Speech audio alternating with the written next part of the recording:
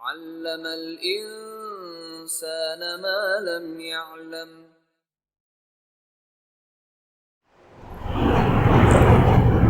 الحمد لله والصلاة والسلام على رسول الله. امام بربہاری رحمہ اللہ کی کتاب شرح السنہ کے دروس کا آج باقاعدہ آغاز ہوگا. امام بربہاری رحمہ اللہ کہتے ہیں کہ الحمدللہ الذی ہدانا للاسلام ومن علینا به واخرجنا فی خیر امہ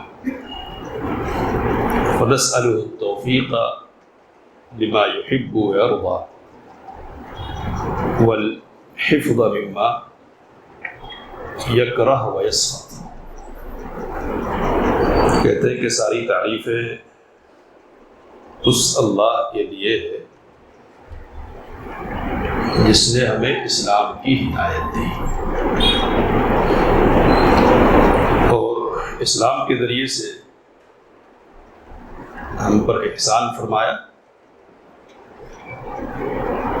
اور ہمیں خیر امت میں نکالا. ہم اس سے ان باتوں کی توفیق کا سوال کرتے ہیں جو اسے پسند ہے اور محبوب ہے، اور ان باتوں سے حفاظت کا سوال کرتے ہیں جن کو وہ ناپسند کرتا ہے، پسند نہیں فرماتا ہے. یہ تمہید ہے کتاب کی، اور یہ کہنا چاہیے کہ کتاب کا خطبہ ہے. اللہ تعالیٰ کی تعریف کی. یہ تعریف کس بات پر ہے؟ اسلام کی ہدایت پر. نعمتیں اللہ تعالیٰ کی اس دنیا میں بہت ساری ہیں، مادی اور معنوی. جو نعمتیں اللہ تعالیٰ کی طرف سے ہم کو دی گئی ہیں ان میں سب سے عظیم نعمت ہدایت کی نعمت ہے. سب سے عظیم نعمت، اس سے بڑی کوئی نعمت نہیں ہو سکتی ہے. کہنے والے نے کہا کہ دنیا تو اللہ تعالیٰ بغیر مانگے بھی دے دیتا ہے، لیکن ہدایت کے لیے مانگنا پڑتا ہے، سوال کرنا پڑتا ہے اور کوشش کرنی ہوتی ہے. اگر کسی کو یہ دولت مل گئی ہے تو بڑا انعام ہے، اور یہ دولت ایسی دولت ہے کہ جس کو اللہ نے اپنی ذات کے ساتھ خاص کر رکھا ہے. کہا کہ انک لا تہدی من احببت ولکن اللہ یہدی من یشاء. آپ جسے چاہے ہدایت نہیں دے سکتے، اللہ جس کو چاہتا ہے ہدایت دیتا ہے. تو نبی صلی اللہ علیہ وسلم کو بھی اس سلسلے میں کوئی اختیار نہیں دیا گیا. یہ سراسر اللہ کا فضل اور اس کا انعام اور احسان ہے. گھر میں روشنی رہتے ہوئے بھی آدمی محروم رہ جاتا ہے، اور تاریکی میں آنکھیں کھولنے کے باوجود اس سے سرفراز ہو جاتا ہے. اشارہ سمجھ رہے ہو؟ گھر میں روشنی نبی اکرم صلی اللہ علیہ وسلم کی شکل میں موجود ہے، لیکن ابو طالب محروم رہ جاتے اور سراپا تاریکی ہے. باپ بتوں کا پجاری اور تاجر، تاریکیاں، لیکن روشنی مل جاتی، ہدایت مل جاتی. یعنی حضرت ابراہیم علیہ السلام، یہ بڑے کرم کا معاملہ ہے، احسان کا اور نوازش کا معاملہ ہے کہ انسان کو ہدایت دی جائے. اس کا احساس ہونا چاہیے. احساس الیوم اکملت لکم دینکم اتممت علیکم نعمتی ورضیت لکم الاسلام دینا. میں نے اپنی نعمت تم پر مکمل کر دی۔ تو یہ مکمل ہونے والی نعمت کیا ہے؟ دین کی نعمت ہے، ہدایت کی نعمت ہے، کہ اس کو اللہ تعالیٰ نے مکمل کر دیا۔ اس نعمت کی بنیاد پر جو چیز حاصل ہوگی نا، اس کو حاصل کرنے کے بعد بندہ کیا کہے گا؟ الحمدللہ الذی ہدانا لہذا وما كنا لنهتدی لولا ان ہدانا اللہ۔ سورۃ الاعراف کی آیت ہے کہ جنتی کہیں گے کہ ساری تعریف اس اللہ کے لیے جس نے ہمیں اس کی رہنمائی اور ہدایت سے نوازا، ہم تو اس کی ہدایت کے بغیر اس کو پانے والے نہیں تھے۔ تو اللہ کی تعریف کرنی چاہیے۔ تعریف کرنے سے کیا ہوتا ہے؟ تعریف کرنے سے، شکر کرنے سے نعمت میں اضافہ ہوتا ہے، اس کی حفاظت ہوتی ہے۔ تو ایک بات تو یہ ہے کہ اللہ نے اسلام کے ذریعے سے احسان کیا، اور امام بربہاری رحمہ اللہ کے کہتے ہیں کہ اخرجنا فی خیر امہ، ساری امتوں کا اصل جو دین ہے نا وہ کیا ہے؟ اسلام ہے نا۔ آخری جو امت ہے وہ ساری امتوں میں سب سے بہتر امت ہے۔ تو اسلام ایک انعام، اور اس پر مزید ایک انعام یہ ہے کہ اللہ نے امت محمدیہ علی صاحبہ الصلاۃ والسلام میں پیدا فرمایا ہے۔ کامل دین والی جو شریعت ہے نا، اس میں اللہ تعالیٰ نے پیدا کیا۔ اب یہ خیر امہ کیوں ہے؟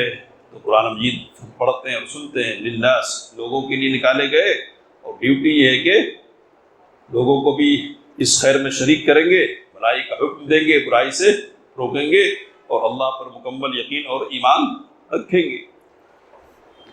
احساس نعمت ایک چیز ہو گئی، اور اس کے بعد نعمت کی حفاظت کی فکر بھی ایک چیز ہوتی ہے۔ تو امام بربہاری رحمہ اللہ نے آگے کیا کہا؟ فَنَسْأَلُهُ التَّوْفِيقَ لِمَا يُحِبُّ وَيَرْضَى، کہ ہم اللہ سے توفیق مانگتے ہیں ان باتوں کی جن کو وہ پسند کرتا ہے اور جن سے وہ راضی ہوتا ہے، اور ان باتوں سے حفاظت کی توفیق مانگتے ہیں، حفاظت کا سوال کرتے ہیں جن کو اللہ پسند نہیں فرماتا ہے۔ تو یہ بھی ہونا چاہیے کہ آدمی پناہ مانگتا رہے اس بات سے، بھٹکنے سے، اللہ سے سوال کرتا رہے کہ جو نعمت ملی ہے نا اس نعمت پر قائم اور دائم رکھ۔ سورۃ الفاتحہ میں کیا ہے اس کے علاوہ؟ یہ ہے نا، اہدنا الصراط المستقیم صراط الذین انعمت علیہم غیر المغضوب علیہم ولا الضالین۔ یہی اس کا سوال کرتے رہنا چاہیے۔ نبی کریم صلی اللہ علیہ وسلم کرتے تھے، کیا کہتے تھے؟ یا مقلب القلوب ثبت قلبی علی دینک وعلی طاعتک، اے دلوں کے پھیرنے والے، میرے دل کو اپنے دین پر اور اپنی اطاعت پر جما دے، ثابت قدم رکھتے۔ یہ ضروری ہے، نہیں تو بھٹکنے کے معاملات پیش آتے رہتے ہیں، اور دلوں کا پھرنا بھی ہوتا رہتا ہے۔ تو اس لیے جو اصل پھیرنے والا ہے نا، اس کی طرف توجہ ہونی چاہیے، اور عاجزی کے ساتھ اس سے سوال ثبات قدمی کا ہوتے رہنا چاہیے۔ تو یہ تمہید ہے۔ اب کہتے ہیں کہ اعلموا، اب یہ جو بات ہے نا اصل منہج کی، یہاں سے شروع ہو رہی ہے، کہہ رہے کہ جان لو، جان لیجئے کہ ان الاسلام هو السنہ، اسلام در حقیقت سنت کا نام ہے، والسنت هي الاسلام، اور سنت کیا ہے؟ سنت ہی اسلام ہے۔ ولا يقوم احدهما الا بالآخر، اور ایک دوسرے کا وجود ایک دوسرے کے ساتھ وابستہ ہے، ایک وجود نہیں ہو سکتا دوسرے کے بغیر۔ سنت ہوگی اسلام ہوگا، اور اسلام ہے تو سنت کو ہونا چاہیے۔ ایک کو دوسرے سے ہٹا کر نہیں دیکھ سکتے، اور ہٹا دیا تو پھر وجود نہیں رہ جائے گا۔ سنت کیا ہے؟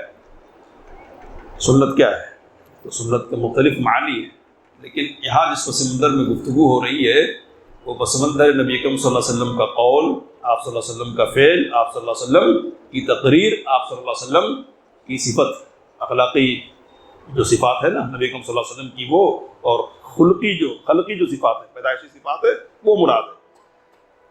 نبی کی بعثت ہوتی ہے، اس لیے بعثت ہوتی ہے تو اس لیے کہ وہ لوگوں کی رہنمائی کا فریضہ انجام دے۔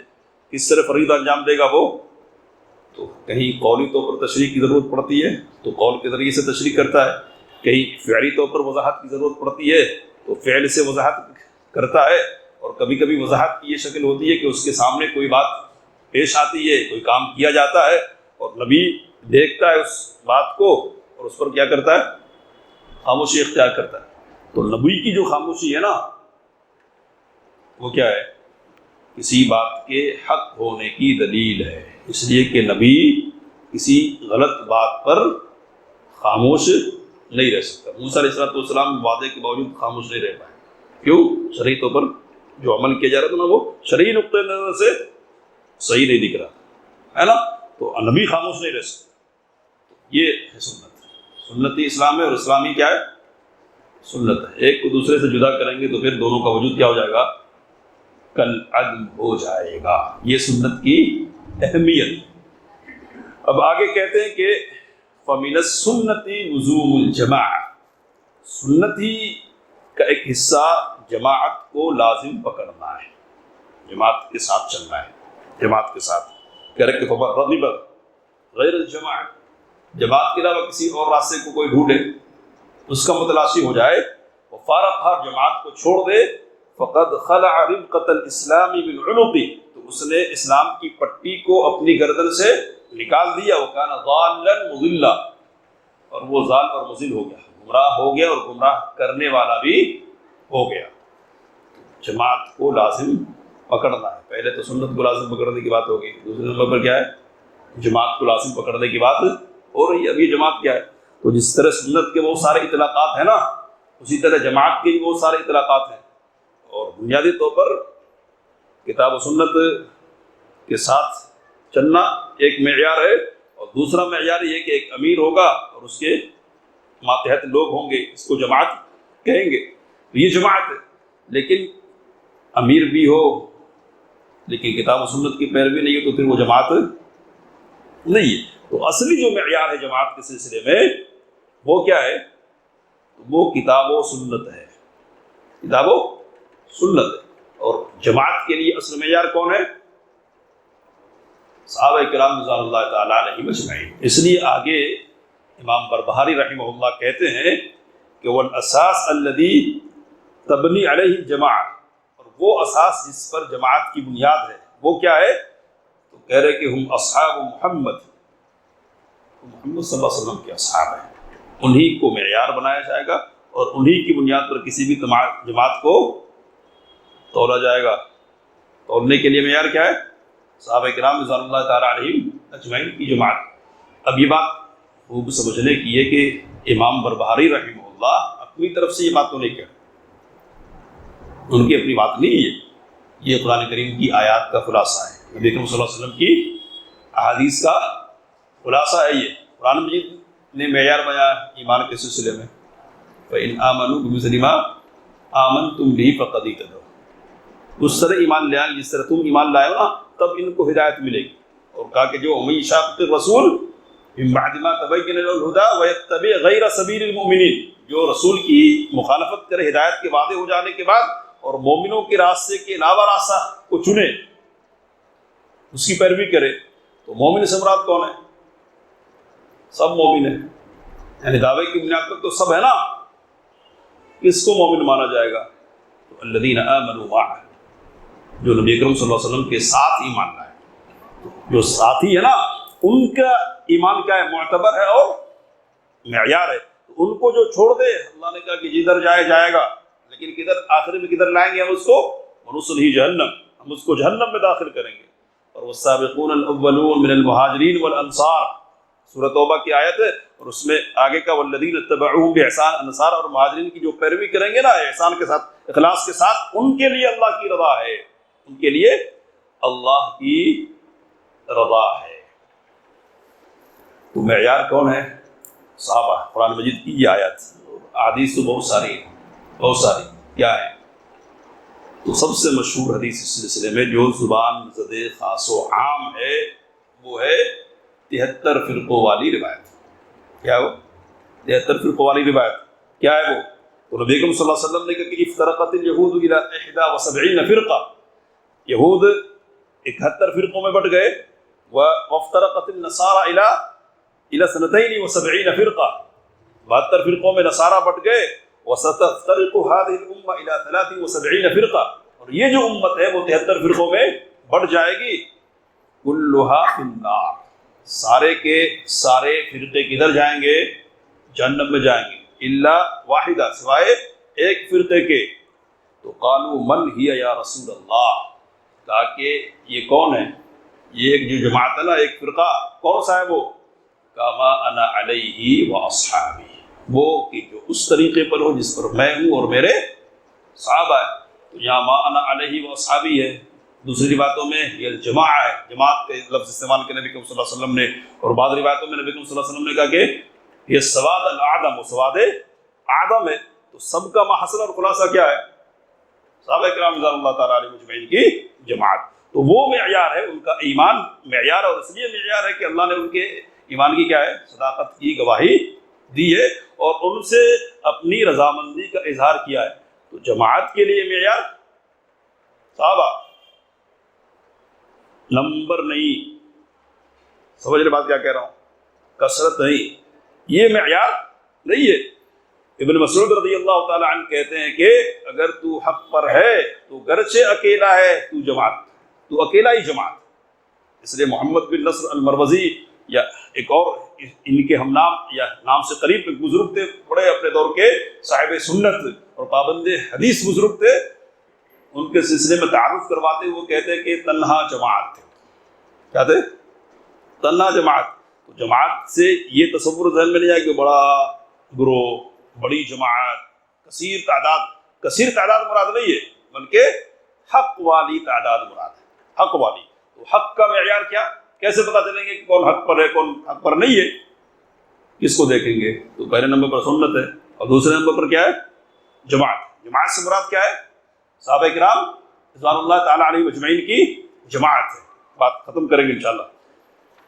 کہتے ہیں کہ فَمَن لَّمْ يَأْخُذْ عَنْهُ، صحابہ کرام ہی جو جماعت ہے نا وہی اہل سنہ ہے، اصل میں وہی جماعت والے ہیں۔ تو جو ان سے نہیں لے وہ گمراہ ہو، فابتدع، اور اس نے بدعت اختیار کیا اور کہا کہ وَكُلُّ بِدْعَةٍ ضَلَالَةٍ، ہر بدعت گمراہی ہے، وَالضَّلَالَةُ وَأَهْلُهَا فِي النَّارِ، گمراہی بھی اور گمراہی پر چلنے والے بھی سب جہنم میں جانے والے ہیں۔ تو صحابہ کے طریقے سے ہٹ کر جو معاملہ ہوگا، جو بھی کام کیا جائے گا نا، وہ سب کا سب کیا ہوگا؟ بدعت، اور بدعت ہے تو پھر جہنم میں جانے کا سبب۔ اب بدعت کو پہچاننے کے لیے ایک بات ذہن میں رکھنے کی، اس کو کہہ کے میں بات ختم کروں گا کہ بدعت کس کو کہتے ہیں؟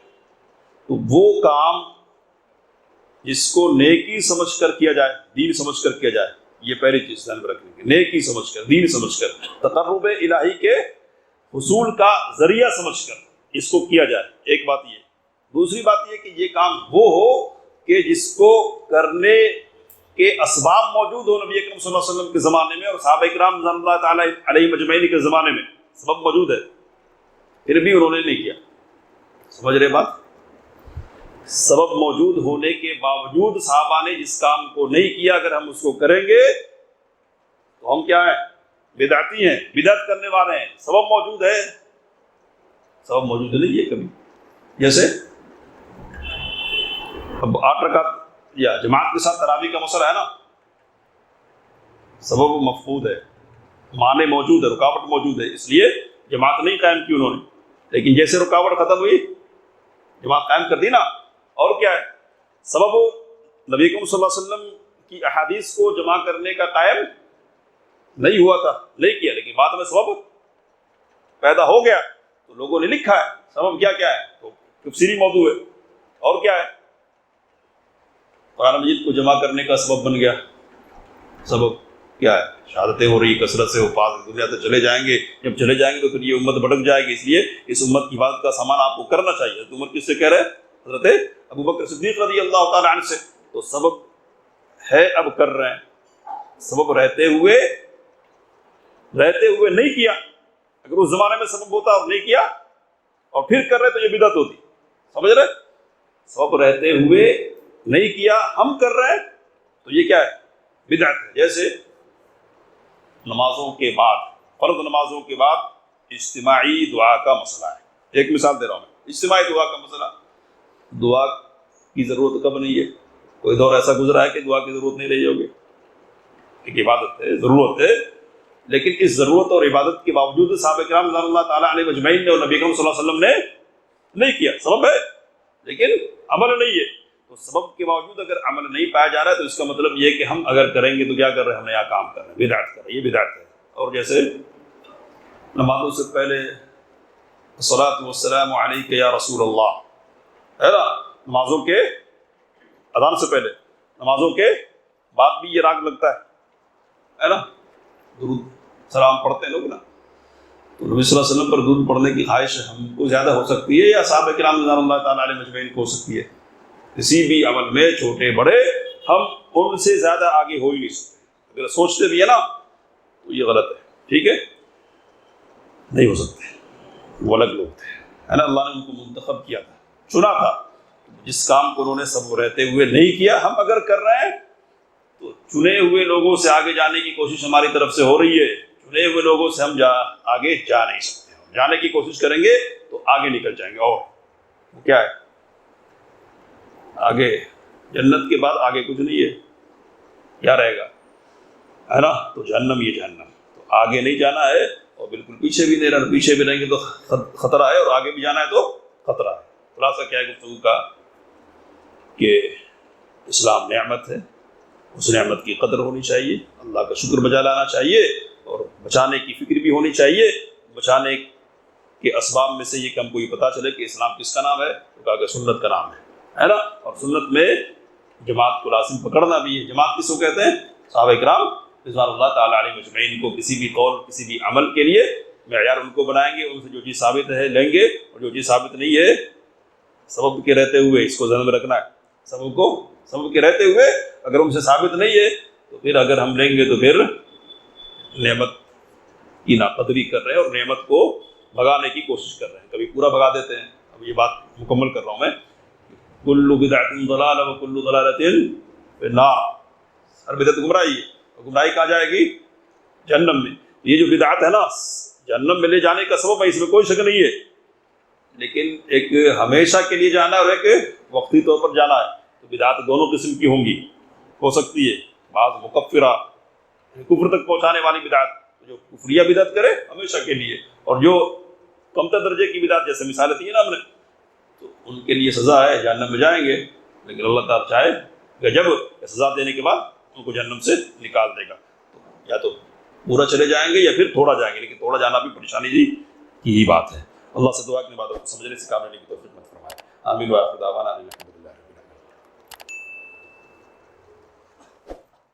علم الإنسان ما لم يعلم